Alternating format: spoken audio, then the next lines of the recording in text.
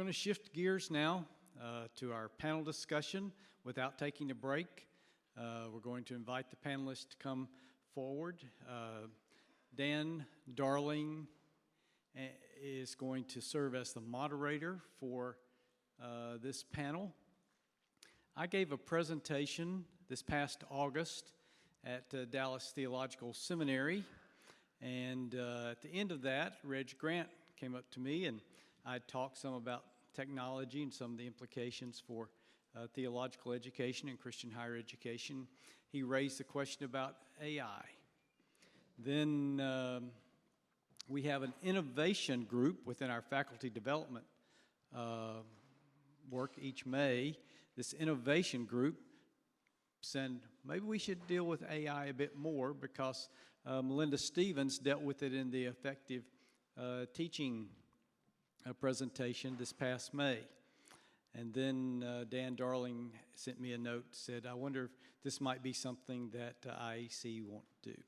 I took all of those as kind of a chorus of, yeah, maybe we should address this topic. And so we're going to do that, and not with one person, but with a symphonic approach here. And I'm going to take this microphone off. I see they're saying the wings over here so they can move this podium. And so we're going to let these four, we had five, but Jason Thacker is ill today. But Dan Darling is going to serve as the moderator. Melinda Stephens, who used this as an example in her effective teaching presentation in May, we wanted her to come back and participate in this conversation, bringing what she did in May as well as some other ideas.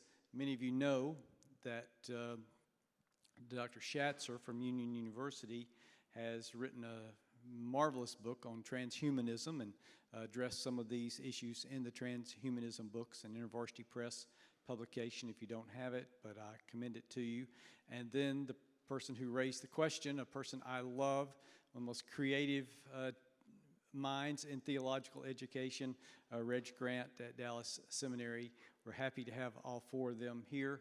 I'm going to step aside so they can get going and we can stay on time. But Mr. Darling, we're in your hands and we look forward to this conversation. Thank you, Dr. Dockery. I appreciate that and appreciate panelists joining me as we have a conversation about artificial intelligence. And Dr. Dockery shared a little bit of some of the bios of our folks up here, but I want to share just a little bit more so you're familiar with who our panelists are. Dr. Melinda Stephens serves as the Provost, Chief Academic Officer, and Professor of Chemistry at Geneva College, has a PhD in Analytical Chemistry from the University of Pittsburgh, and has dedicated her career to academia and held various leadership roles. She's an active member of the Society for Analytical Chemists of Pittsburgh, has chaired the organization in 2016 and 17, and as an organizing member of the Pittsburgh Conference on the Analytical Chemistry and Applied Spectroscopy since 2001. Sorry about that. And as Dr. Dockery said, she's also addressed some of these issues on artificial intelligence. Jacob Shatzer holds the positions of Associate Professor of Theological Studies, Associate Provost, and Dean of Instruction at Union University. Earned his PhD from Marquette University, an MDiv from Southern Baptist Theological Seminary, and a BA from Union University.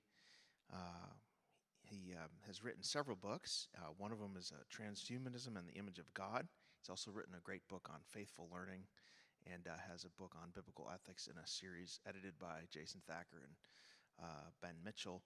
And Dr. Reg Grant, currently the Department Chair and Senior Professor of Media Arts and Worship at Dallas Theological Seminary.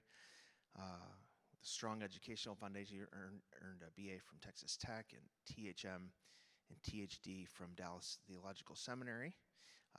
He's passionate about teaching homiletics, drama, oral interpretation, creative writing. He's also on the board of Insight for Living with Chuck Swindoll and has written several books, including Telling Stories That Touch the Heart and Vital Old Testament Issues, among other books. So glad to have all of you here. Also, I wanted to say, we had a little help from ChatGPT in writing these bios. And we plugged each of your names into ChatGPT to see what they would come up with, and for the most part, they were correct, but then we had to correct them. So thought in the spirit of this topic, we would do that. So I want to open up a question to the whole panel, and then we'll talk to individual questions. If you could just briefly define what actually is artificial intelligence. I think there's a lot of confusion about what it is, or maybe we're reacting negatively or positively to one manifestation of artificial intelligence without realizing that maybe sometimes we're using it in everyday life. And so if, starting with you, Melissa, if you could share a little bit, what actually is it, and if each of you could define it in that way. Sure. Well, I'll start at the high level. So artificial intelligence itself is just using a computer to do something that a human would normally do. Artificial intelligence has been around since the 1950s. It's interesting that we've only now really started to talk about it as an issue in academia. And so for that, I think I'm thankful for ChatGPT for raising the concern, I guess, within academia. But I think the other levels, machine learning is a subset of artificial intelligence, and then beyond that, deep learning, which is really what we're talking about here, which is training a computer system to generate output that's human-like. And that's really what has raised everybody's attention. I would build on that a little bit. I won't restate. I think one thing that's important to know about artificial intelligence as we define it is that we're used to computer technology just increasing at a steady rate. I mean, based on, is it Moore's law, that the number of transistors you can fit on a chip doubles every 18 months. That's why computers have continually gotten faster and faster.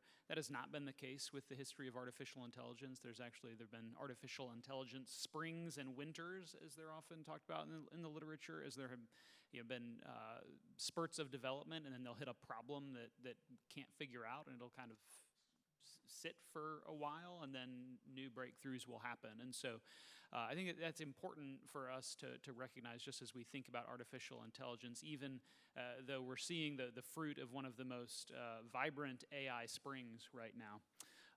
The other thing I think that's important for this discussion is, in many of our contexts, what we mean when we say artificial intelligence is when we know we're interacting with a computer that is doing work that we would do. We often are not referring to the types of things where artificial intelligence is baked in, behind, in, around, and among what we're doing. We don't even realize we've been using it for a long time. That's why ChatGPT has grabbed so much attention, because we realize that's what we're doing. We realize we're interacting with it. And so I think it's helpful both to recognize that, but then also to recognize that artificial intelligence is broader than when we even realize we're using it. I mean, there may be artificial intelligence involved with the way these microphones are working right now. I don't know. I'm just guessing. I don't know that much about microphones, but those sorts of things are important. Back in the late 60s and early 70s, there was a guy named Jean Baudrillard, and he wrote a seminal work on what came to be called artificial intelligence. It wasn't called that back in the day. And issued a call. Now, he's very controversial, so just bear that in mind coming to the table. But he wrote issued a clarion call to beware of the dangers of what we now call artificial intelligence. Maybe we can get into that a little bit. One of the things that he didn't quite articulate, as we would from a Christian perspective, is the fact that artificial intelligence, especially with regard to its influence in the academy, can't do research at a primary level. It can only do research at a secondary level. It's excellent at collating. It's excellent at coming close to it creates an illusion of something that only humans can do, but it can't cross that Rubicon. It can't cross that threshold of true creativity, which requires the imago Dei. Artificial intelligence will never possess the imago Dei. It will never be able to create as a human being can. So it can come very, very close to looking like something that a human being would create, and that raises some significant theological issues. And in my area, in the arts and theology, it creates a real conundrum that has practical ramifications for people who are trying to construct screenplays and regular stage plays using their native gifts when something that's plastic looks pretty darn good and it doesn't cost nearly as much to produce. So we've got a lot of ripple effects of AI in the arts, in theology, and maybe we can get into a little bit of that as well.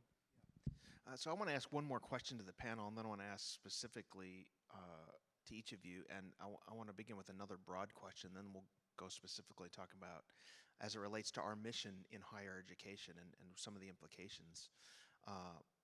But first I want to ask each of you briefly to just talk about how Christians should think about artificial intelligence.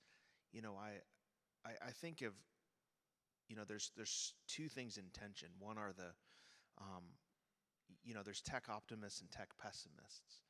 And on one hand, we understand this is a fallen world, and technology can often be, like this, can be used to for perverted or evil ends.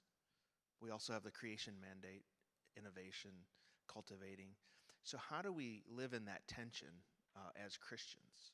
And how should we think through that? And I'd like each of you to speak to that.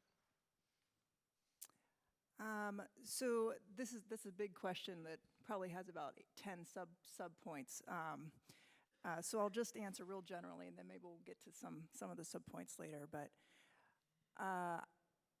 first of all, at my institution, I would say, again, when ChatGPT came out last fall, there was a little bit of the sky is falling kind of response to it. And I think there are still some faculty who just want to ignore it and hope it goes away. And obviously it's not. It's not going to go away. And so I think we do have a responsibility as educators to learn how to use the tool.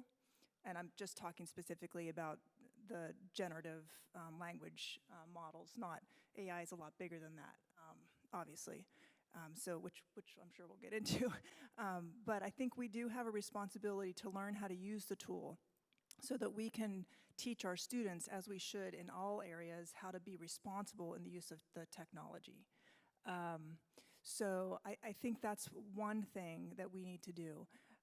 Reg already mentioned the imago Dei, and I think there are going to be ripple effects of AI for employment that students are going to see. Maybe not this generation, but in 10 to 15 years, there are going to be jobs that are just going to go away because an AI is going to do it.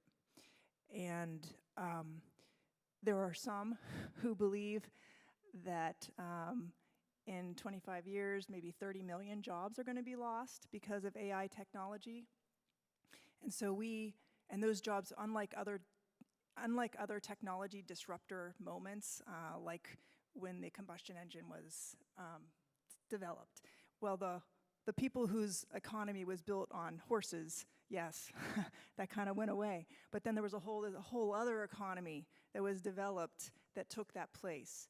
And right now, it's not quite clear what other economy would take over if 30 million jobs are lost because AIs are doing the work. What are the humans doing? And so it introduces this whole question about what's your purpose in life and what kind of work do you do? And so I think as Christian institutions, we're well positioned to respond to those questions. How to use technology responsibly, how to use it well, and then also, what's your purpose in life and why are you here? Well, and I think that last part there is key related to purpose. Like I think on the one hand, we hear things like it's important to train our students how to use technology, and we can forget that any training in how to use something is oriented toward a purpose. And that's why the students that we all have that do use AI, ChatGPT right now, probably have a diminished sense of the purpose of their education. They think the purpose is get the assignment done, get the piece of paper, move on. You can use ChatGPT to achieve that purpose, but that's a deficient purpose, and it's not what God has for them. There's a deeper purpose, and that's why I think connecting it to our missions is key. I think as Christians and thinking in the local church as well as in Christian academic communities, helping people consider the trade-offs that are involved with technological adoption is key. I know we hear technology is neutral. It's not. We are created in the image of God, but also sinful beings, and everything we make is imbued with those characteristics. It's not simply neutral. We can use technology in good and bad ways, but technologies tend to have a tendency to be used in a certain way, and there are trade-offs that happen. And oftentimes those trade-offs are matters of Christian discernment. They're not matters of, are you a Christian or not? They're matters of Christian discernment. But the problem is, we tend to want to say, oh, that's a matter of opinion, so let's just not talk about it. But instead, we need to equip our brothers and sisters to think, what are we gaining when we choose to use this technology? What are we losing when we choose to use this technology? Is there something else we can do to get at what we're losing? One little example of this to make it tangible that I use, several years ago, my Sunday school class at church moved to sharing prayer requests by app. Yeah, they would just use this app. That's where the prayer requests were always going to go. And it, on the one hand, seemed so obvious. But I began to think about what was lost in that. Well, for one, I didn't want the app. So my wife had it on her phone. That's how we found out about prayer requests. But also, it cut down on the conversations that often happen around sharing prayer requests. Even something older like a phone tree where you call and tell. That wasn't the only thing you said. You didn't say, Joe's mom has cancer, bye. No, there was a conversation around, and that's lost when you switch to the app. Now, it doesn't mean it can't be regained in other ways, but we need to think about those trade-offs and those sorts of things, both in our academic communities and our church communities. Wow, okay. Man, we could be up here a long time. So get a book by Sherry Turkle. If you don't have Reclaiming Conversation, you need to get that book and read it. Just exactly what you said. Have you read Sherry? Yeah. Stuff. MIT, fantastic. Great study. When you have a sociologist who spends her career working at MIT with computer science folks, you just get interesting stuff. She's amazing. She found this is totally rabbit trail. Okay, real quickly, she found across all demographics, she found a 40% diminishment in empathy markers among what she called the iPhone generation, because they are so tethered to these things we carry in our pockets. Okay, back on track here. I'm trying to think of where to start. Okay, the influence of ChatGPT and all of the other profit-based organizations that are creating deepfake videos that are largely based in AI. It comes from a certain place, and it's not accidental, as you said. A lot of it's intentional. And if you look at everything, well, the big word in my department in Media Arts and Worship is integration. Every good and perfect gift comes down from the Father of lights, with whom there's no variation or shifting shadow. It's all integrated. You want to be a good plumber, learn how to dance. If you want to be a good dancer, learn something about plumbing. It's all integrated. It's all bound up together. There were three guys, Alain Aspect, John Clauser, and Anton Zellinger. Do those names ring a bell? Yep. They won the Nobel Prize for Physics in 2022 for their work in quantum information services, in quantum information quantitative entanglement. Now, quantum entanglement basically means this. If you take, this is all going to make sense, I promise. Quantum entanglement means this. If you take two subatomic particles, like you take a neutron, you take an electron, and you split them. Electron A is now 2 feet away from electron B. Entanglement means that if it's the same electron, that everything about electron B you see in electron A. There's no time lag in the spin. It's precisely the same. Okay, so move it 4 billion light years. Same thing. There's no lag. It's absolutely entangled so that what you see in A is replicated in B with no time lag. Okay? Now, keep that in mind. That's called entanglement. Okay, theologically, what's the significance? Significance is that we are divinely entangled by virtue of the Imago Dei with Father, Son, Holy Spirit. Father, Son, Holy Spirit, as the Trinity, are divinely entangled. There is no separation, except for distinction in person. There is no separation in essence between Father, Son, Holy Spirit. We share that because we are made in the image of the divine Trinity, which is divinely entangled. Now, our problem is we're also entangled with the unholy Trinity of world, flesh, devil. But by God's grace. Now, okay, bear in mind, there is no way to, at a subatomic level, disentangle 2 protons or 2 neutrons. You can't do it. It's completely impossible. When we are entangled with the world, there is no way to disentangle yourself from the world physically, in your own power, in your own strength. But there is by God's grace. By God's grace, we can gradually disentangle ourselves from the world and reinforce our entanglement with the divine, with Father, Son, Holy Spirit. What AI has done, what's the relationship of AI? AI has reinforced our entanglement with the world, creating an illusion of reality, but denying the power thereof, denying the humanity of that entanglement, because it is generative. It is purely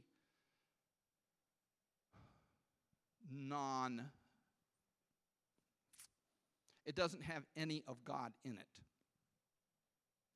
So where we need to be careful, I think, is that we do not buy into the counterfeit, because our enemy is really, really good at producing a counterfeit reality. In fact, the goal of a lot of AI is to not only present an alternative to reality, but in the process to deny the reality that they supposedly are representing.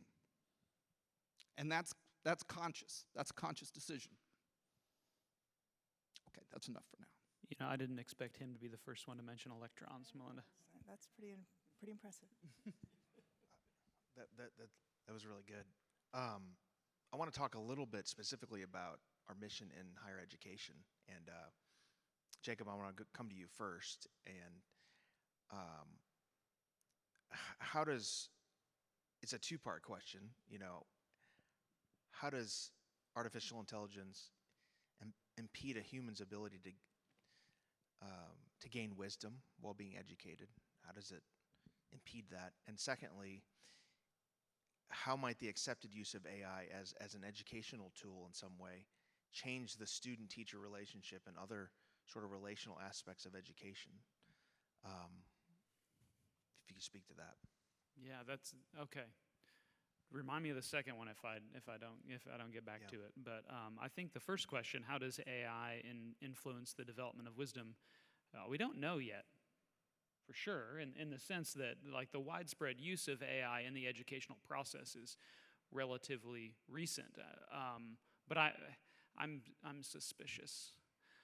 You may have heard one of the reassuring lines that comes out with all this burgeoning AI. Don't worry, there will always be a human in the loop. Anybody heard that? Which, on the one level, is reassuring right now, because I think there's a lot of wise folks, or maybe some wise folks connected with those corporations and businesses, and there's some wisdom, but those folks were formed and trained in a day when they couldn't use AI to cheat on their English papers, when they were trying to think deeply about literature and what it speaks about the human condition and the human quest, or other areas of their education. So in other words, we're saying right now, oh, don't worry, there will always be a human in the loop, but the humans that we're talking about were not formed into their present wisdom by the use of AI at the level that our current students are and our future students will be. So my question is, what human's gonna be in the loop in 50 years? And how is that going to change the loop, right? So I think that there are these lines that we get that are supposed to reassure us, oh, there will always be a place for humans. Humans will be in the loop. And I think we need to think about that a little bit more carefully. I think that the challenge that AI seems to pose to developing in wisdom is developing in wisdom takes time. It takes friction. It takes thinking. It takes facing difficulty and adversity and working through it. And one of the biggest draws for the type of generative AI that we're talking about and thinking about with our students is that it promises them that they can get with what they want by skipping that, at least in the classes they don't like. But often it's in those classes that we don't like where we're most deeply transformed through God's grace and through the mysterious work of His Spirit. And so I would say I'm suspicious of the place of AI in developing wisdom, because it promises to short circuit some of those things that we have all experienced and seen others experience as a pathway to wisdom. Now, there may be other ways that the Lord, ultimately wisdom is from God, and God gives wisdom to those who ask. So I guess the first thing we need to do is remember to consistently continue to ask for wisdom, especially as we're engaging with AI technologies. Can you remind me of the second question? Yeah, how does accepted use of AI as an educational tool change the student-teacher relationship and other relational aspects of Yeah, so I'll just say two ways that I think are important. First, if most of our faculty are thinking about the challenge of AI primarily as, oh great, it's going to be harder to catch students cheating, and then they're like more focused on that. On the one hand, that's good. We want them to be responsible. We want them to make sure that there's academic integrity, so we don't want to tell faculty, don't worry about it. We do want them to worry about it, but on the other hand, I think we need to recognize that that's turning our faculty even more into the police, which is not the most beneficial relationship between students and faculty. We heard yesterday about how important relationships are. It's going to impact relationships between students and faculty. I have some colleagues who will just say, oh, it's just simple. We just have our students, they have to test with their computer, and they have to have their phone going, videoing them as they're taking it. And I'm just thinking, this is changing.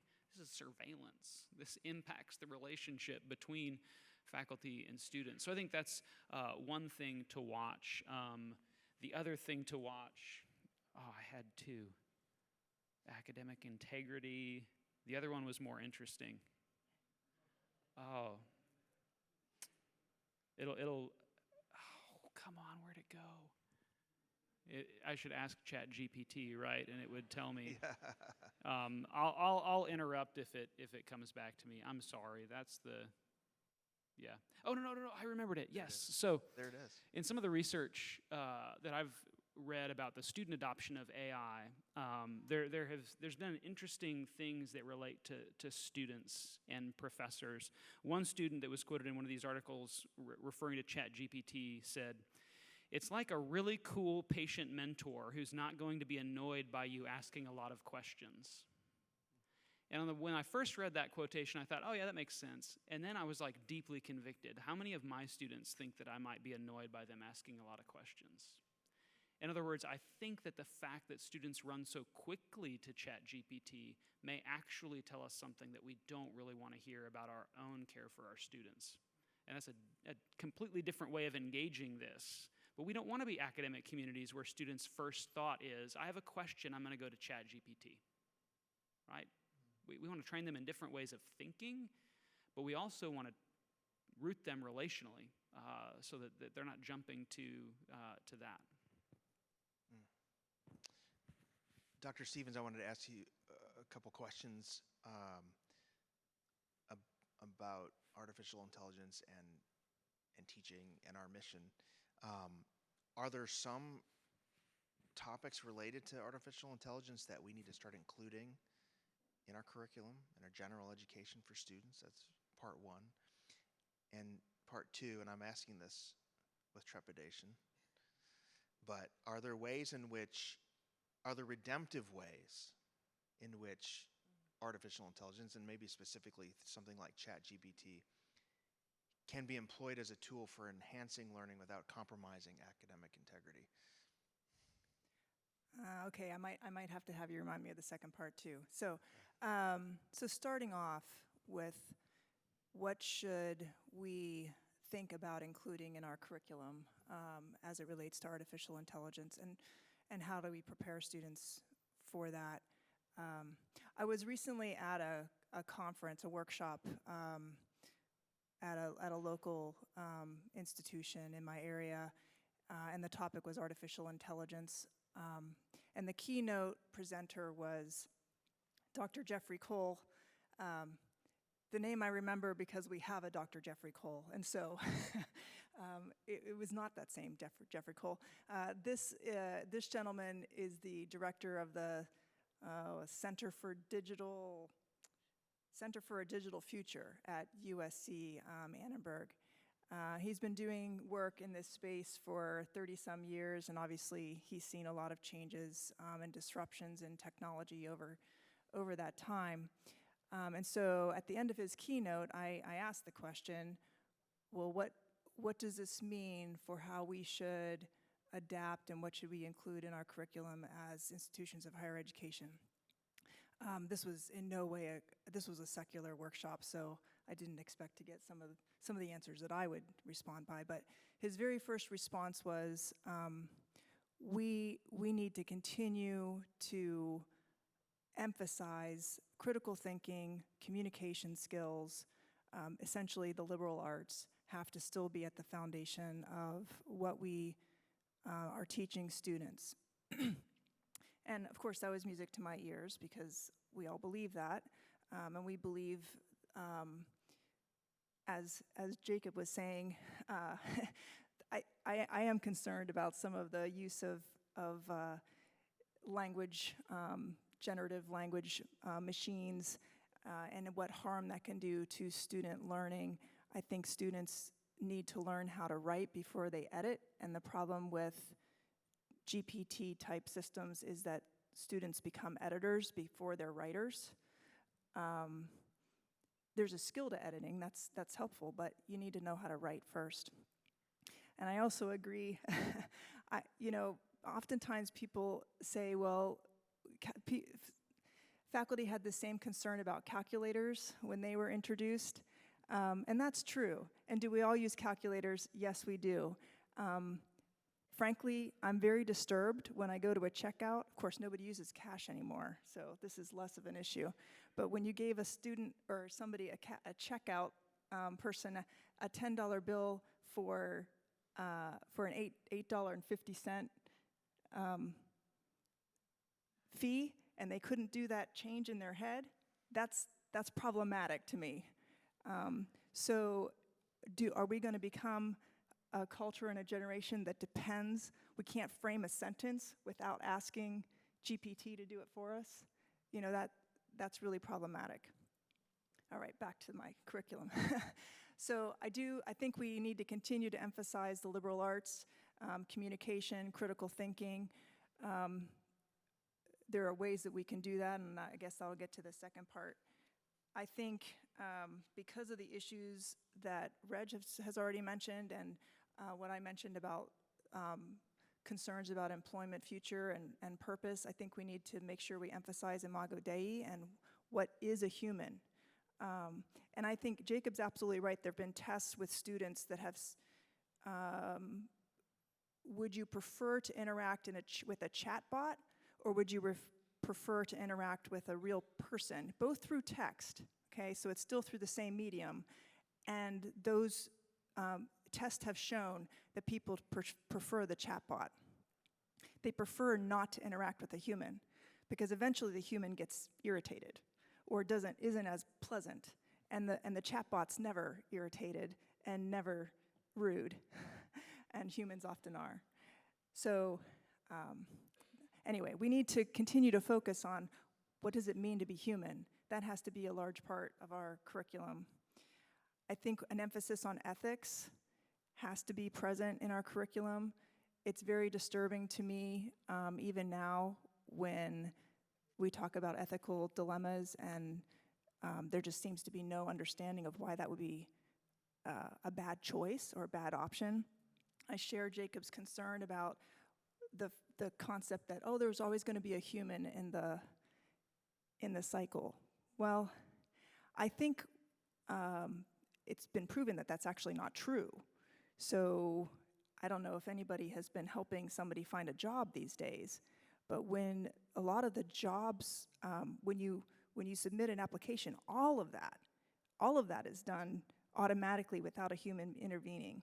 And so unless the AI likes what you have on your resume, you don't get noticed. It's not like there's a human going back through the list to say, who did I miss? So that's a real concern, especially if you talk about using AI in weapon systems. But that's a sci-fi thing. Okay. I don't know, it's not so much sci-fi. Not so much sci-fi, that's scary. So I think liberal arts, Imago Dei, biblical ethics, that has to be a really strong part. And then I'll go back to what I said before. I think we do have to make sure we're teaching students how to use technology responsibly. And I don't know that that means we have to have a separate course in technology, but it definitely needs to be built into aspects of our curriculum so that they know how to use it. Okay, so I'm going to push on that last thing that you said to get really specific, to have some things to think about and takeaways for educators. Because we've talked at a very high level, importantly, about the Imago Dei, about personhood, relationships, all that. So let's talk specifically. And I think I have two things in my head when I'm asking this question. One is I think of when I was a kid back in the Stone Age of the 80s and 90s, and when I had to do research in high school, or we either cracked open the Encyclopedia Britannica that my mom bought me, or I'd have them drive me to the library, and you'd use these dusty card catalogs, and there was early computer systems to find information, or you look through microfilm and all of that. Today it's much easier to do research. If I'm bored, I can be at home and I can log into the database and read dissertations on topics I care about. It's what people like me do for fun, which is a little strange, but you can do that from different places. You have those tools that allow you to do research. Is that bad? Should we go backward? Is there a way that artificial intelligence enhances our ability to do research that allows us to still be human? So that's the first example. The second one I think of is, in our context, we have a lot of international students. And international students are studying with us. English is their second language. And even though they're pretty proficient in English, they still don't know our idioms. They don't know. A lot of our assumptions when we teach are English Western assumptions that they don't share. So when they're writing papers, sometimes they use tools like Google Translate, which is powered by artificial intelligence, in order to figure out how do I speak what I'm thinking in this language in English. So address those. I would love all of you to address those kinds of questions. Where should we allow the use of these tools in a redemptive way that can advance research and still maintain our humanity, or should we not allow them at all? How should we be So this is the second part of the question I didn't answer yet. So to be clear, I'm not anti-AI or anti-GPT, and I use a calculator. But I do still know my multiplication tables, which I think is essential. You need to be able to estimate so that you know whether a number that you get is reasonable or not. It's very scary to me when you, I don't know how many of you have, there's other folks in the room for which you have an exam question and a student will get an answer and the numerical answer that they get is nonsensical. And if they just had any sort of critical thought in their head, they would know that the answer that they got was nonsensical, but they have no concept because they don't understand the dimensions of what they're working with. But anyway, I think there are ways to use AI well, and that's part of our responsibility as educators to do that. I do think it can be very useful in brainstorming, and it can be a pseudo research assistant. However, we have to be careful because right now the AI does lie. It's only as good as the corpus of knowledge that's out there, and so it often pulls things from whoever wrote it before, and it might not be right. So you always have to fact check. I think that AI can be used to help develop students' critical thinking skills. So if educators, so of course there's multiple, we always say ChatGPT, but of course there's Google Bard and there's Microsoft Copilot and there's all sorts of other ones. And they all have their strengths and their weaknesses. And so I think developing assignments where you actually have students use each tool and evaluate those tools, I think that can be really useful. I think that having people work together in teams so that they have to communicate, but on projects that they use AI for, I think that's another way that you can use AI without diminishing the educational work. I think it's great for creative thought and just generating ideas. I think it can be used to teach worldviews and bias because the people who developed that corpus of knowledge was not neutral. And so you can have students issue a prompt and then evaluate what they get back out for a particular worldview or bias. And I do think it can be useful as a personal tutor for students. And I appreciate what you said, though, about we want students to come to us first. Sadly, we're scary people. I don't know why, but students are often afraid to approach faculty. We although even though we don't think we're scary, but they can be used as a personal tutor, especially for international students with language. It has become a really great language translator. So I heard an example one time of a student who was in a physics class, and they didn't understand what the instructor was talking about. The instructor used some sort of term, definition they didn't know. So simultaneously, they had their laptop, they were using Bard or somebody, and typed in, "Can you tell me what this means?" And while the instructor was still talking, they were reading, so they were able to get back into the lecture and follow along because now they knew what was going on. In the past, hopefully they would have raised their hand and asked the question, right? But they don't. I think there's things that faculty can use AI for too, but we'll maybe stay focused on that. Jacob, do you want to speak to this? Changing up the order can be exciting, Okay. you know?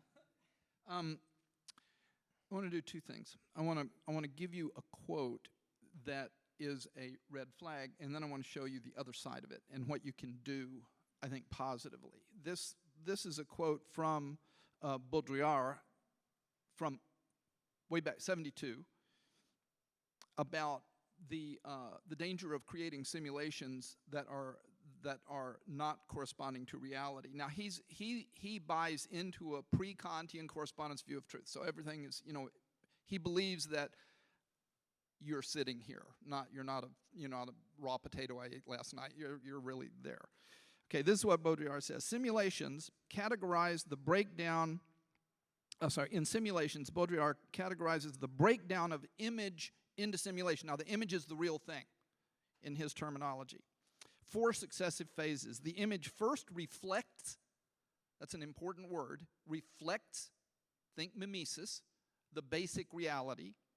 Then, step 2, masks or perverts the basic reality. Then step 3, masks, here's the really critical part, masks the absence of a basic reality, doesn't acknowledge the existence of the basic reality. And 4, finally, the image bears no relation to any reality whatever. It is pure simulacrum. A copy of a copy of a copy of a copy with no original. Now, with that in mind, pick up this book. You want to know the present and future state of AI in the arts? Pick up this book, Hyper Reality, The Art of Designing Impossible Experiences by Curtis Hickman. Hyper Reality, The Art of Designing Impossible Experiences by Curtis Hickman. It will show you where we are and where we are going. Now, the positive side, well, this is a little bit more of a negative thing. You're a pastor out there, and you've got grief counseling going on. Okay, I sent a couple of my faculty to Sundance Film Festival just a couple of weeks ago. They came back with just a horror show of what's going on in AI in film, and one of it will directly impact you as a pastor, as a teacher. This is called digital afterlife technology. If you've lost someone and it's been a traumatic loss, you can recreate that person digitally and never let go and talk to them. And it has sometimes, because it's all in the prompts, it's all in the fence you build around chat's responses, because if you're not careful, you create an open door to what one person experienced who was talking to a dearly departed person who had been recreated using AI. And she asked, where are you? And this digital representation, I mean, it was as real as Jacob sitting here. It was just very real. I saw the picture of it. Said, I'm in hell. And the person was taken aback, and she said, what are you doing? She shouldn't have asked that. He said, the digital representation said, I am getting ready to go haunt my former employer. Oh, and I'm going to haunt you. And she pushed back the computer, shut it down, and left the room. This is all part of digital afterlife technology, and they're doing films about this now. Okay, so what can you do positively? Let's say you're a pastor, you're out in the field, and you're faced with what one of my colleagues was faced with very recently.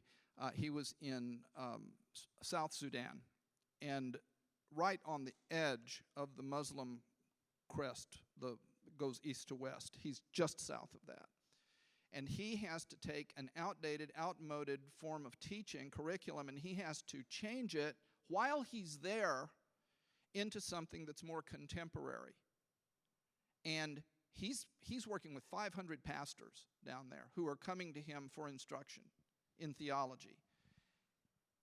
He went to ChatGPT-3, and he was careful in the parameters, careful in the prompts, and it generated one lesson in that curriculum based on changing the architecture of the curriculum, and he presented that, and people went crazy. It was great. He had to adjust it a little bit, but people were really blessed using that. So it takes wisdom in knowing how to structure the prompts, and then in knowing how to employ the product. But that's one way that I think that we can use it positively. Okay, Jacob. Kind of a different angle with helping faculty, I think, begin to think how they'll do this. I think you all remember being told to show your work in math class. I think sometimes we all need to be reminded to show our work on things like what we feel about artificial intelligence. One of my favorite faculty colleagues, we had a kind of a workshop on ChatGPT last year, and the panel that was up there was kind of giving this, hey, here are all these ways you can use it positively, and it really irritated this guy, and he was brave enough to go to the microphone at the end, and he said, I don't want to teach my students to use this. I hate this. I hate it. And it's going to undermine the things that I'm after in my class. And agree with him or not, he was showing his work. He was explaining why he had that response to it. And I think that we need to be careful in both cases, whether we're going to have faculty who are going to use it or who are going to outlaw it. Remind them that use is always aligned with a purpose. I solicited some examples from syllabi from colleagues, and one of my colleagues had this in his syllabus related to AI. Actually, Gavin Richardson's, who I know some of you here know and may have hired to Union, so thank you. They need to give a positive vision. Here's an example. He says, I do think we will discover ethical and fruitful uses of AI in the academy. However, in this class, AI is not to be used in any way. Not to answer a study question, not to give you a head start on an essay, not to structure your paper, not to give you an outline, and certainly not to generate ideas or text. He could have stopped there, but he goes on. To be clear, when I assign a paper, I really don't care about the paper as an artifact. I care about the intellectual processes of discovering, sorting, synthesizing, refining, revising, and most of all, writing to learn. When you outsource those to a bot, you outsource the very intellectual and cognitive processes that I want you to develop as a thinking human being. Now, again, agree with him or disagree with him, he's showing his work, which means even with the students in his class who might think, that's a little intense. He has given them a positive vision of who they are as humans and what they're after. And this is another thing that we have to figure out how to do. We've got to figure out how to talk about what it means to be human in a way that's not just the things that computers can't do, right? That's not good. That's not a positive vision of what it means to be human. Whether we say, well, it's the way we collaborate or the way that we can cull ideas or the way, we're just going to keep losing these things to computers, and then we're going to be like, I don't know, what is it? I guess to be human means to die. But of course, that theologically, we have promise of resurrection and things like that. So maybe that's where we go. I don't know. I think that one of the practical things we can do is not just tell our faculties, hey, this is what you have to do, whether it's use it or not use it, but also remind them, even in the making of your policies and the communicating of those policies to your students, communicate to them purpose, communicate to them what you're after, communicate to them who they are in the image of God and who they can become as the Lord uses the process of Christian education as a sanctifying influence in their life, which he's promised to do. Dr. Ducker, how much time do we have left? 5 minutes? Okay. I like that description of, or that instruction in the syllabi, except one pushback I might say is that if a student used the databases at the library, the online databases, or if he used the calendar feature in Microsoft, he already was using AI. Yep, exactly. So there's no way not to use it when you're doing it, but yeah. Well, and that's why I said earlier, often when we say AI in our context, we mean on purpose interacting with something like ChatGPT, not the ways that we don't realize it's operating behind, and so we need to clarify. Right. So 5 more minutes. One more clarifying question for folks who are, obviously we're teaching, we're putting curriculum together and all of that. My instinct as a teacher is to say the only way that you can use some of these tools is in a sort of a research function, not in a creative function. Because I feel like the creative aspect is something that should be uniquely human, and to replace that is sort of short-circuiting the process. I'm not sure if I'm right in that. I'm curious, each of you, briefly, because we only have 5 minutes, if you can give just a short answer of, like, as a teacher, as a professor, what do you say to your students specifically about using some of these tools? Do you ban them? Do you say, here's good uses of them? You mentioned about international students and how they can be useful in other ways. So I would love each of you to answer that it's rapid fire. I would say our current status is we have a very naive statement in our academic integrity policy that says that students cannot use ChatGPT and other systems in the development of papers, and if they are caught, which is problematic, very difficult to prove that anybody has actually used AI definitively, that would be an integrity violation. I think, to go back to Jacob's comment about process, I think we need to make sure that we have students show us their process. That's what we need to make sure we build into the assignments. So that's the level of where we're at right now. I do have some faculty who, I think it depends on what level of class you're at. If you're at a 100 level, 200 level, and you're teaching the fundamentals of things, you absolutely need to ban students jumping to AI, because they need to learn how to use it themselves.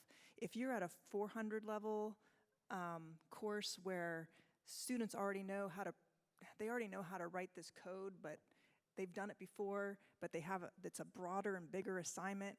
Is it wrong to say to an AI, give me a code to do this? I'm not sure, you know. It depends on what level the student's at.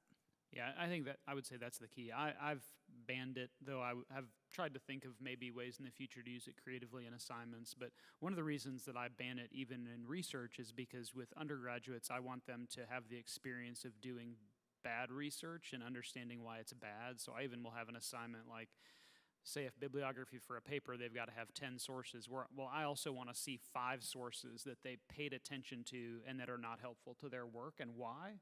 So I think it's important for them to learn how to filter information, to identify good sources and bad sources. And so if they outsource even the research just to AI, they're missing that ability to develop an evaluative capacity that is important to me, and I think to them. I'm retiring this year, so I can try stuff. I only teach upper level electives now. Praise God. It's just a great world. It's waiting for you. I require my students to use AI. And what I require them to do is show me how they can take AI and use it to the glory of God without violating academic, intellectual, moral integrity. And the stuff that's coming out is, I mean, all of a sudden, I let go of the reins. All of a sudden, I say, you're free. Let's play. Let's find out how we can harness this to the glory of God. And I'm getting some good stuff. It's good.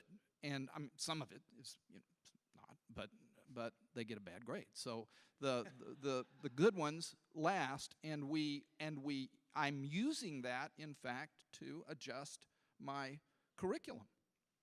It's good. I don't think it's something to be afraid of. I think it's something to embrace wisely and figure out how to use it to the glory of God. Awesome. Would you thank our panelists?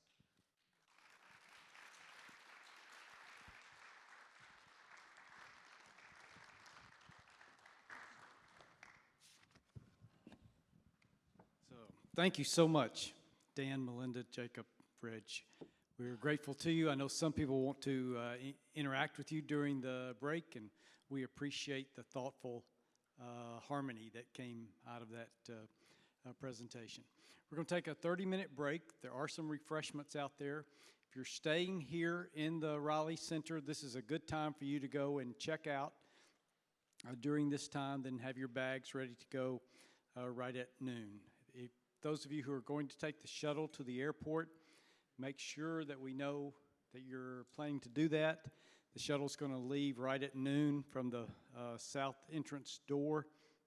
If you're going to DFW, remember DFW is not laid out logically like O'Hare, where, you know, United's Terminal 1, Delta's Terminal 2, American's Terminal 3. You need to know your terminal and your gate so the driver can get you where you need to go. So make sure you check that out during the break.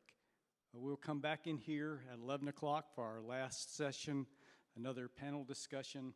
We look forward to that. So enjoy the last time to interact and have fellowship conversation together. We'll start back promptly at 11.